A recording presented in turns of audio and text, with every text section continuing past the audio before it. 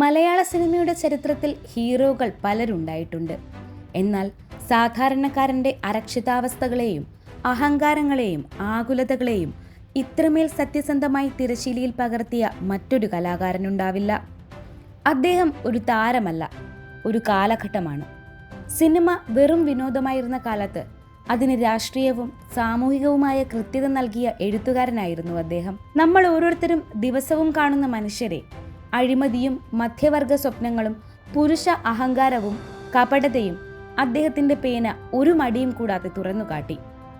ഒരു നടനെന്ന നിലയിൽ ശ്രീനിവാസൻ ചെയ്തത് വിപ്ലവകരമായ കാര്യമാണ്. നായക സങ്കല്പങ്ങളെ അദ്ദേഹം പൊളിച്ചെഴുതി. ഒരു അഭിനേതാവായി ശ്രീനിവാസൻ സാർ ഹീറോയാകാൻ ശ്രമിച്ചില്ല. പകരം നമ്മൾ പേടിക്കുന്ന സാധാരണ മനുഷ്യനായി അദ്ദേഹം മാറി. അദ്ദേഹത്തിൻ്റെ ചിന്തകൾ ഇനിയും നമ്മോടൊപ്പം ജീവിക്കും. ഇന്നത്തെ മലയാള സിനിമ യാഥാർത്ഥ്യത്തോട് ധൈര്യത്തോടെ സംസാരിക്കുമ്പോൾ അത് ശ്രീനിവാസൻ വിത്തിട്ട മണ്ണിലാണ്. സാർ, നിങ്ങൾ നമ്മെ ചിരിപ്പിച്ചു, വേദനിപ്പിച്ചു, ചിന്തിപ്പിച്ചു. അതിനേക്കാൾ വലിയ ഒരു കലാകാരൻ്റെ അവസാന സാക്ഷ്യം വേറെയില്ല. മലയാള സിനിമ നിങ്ങളെ ഒരു നടനായി മാത്രമല്ല, ഒരു മനസാക്ഷിയായി എപ്പോഴും ഓർക്കും.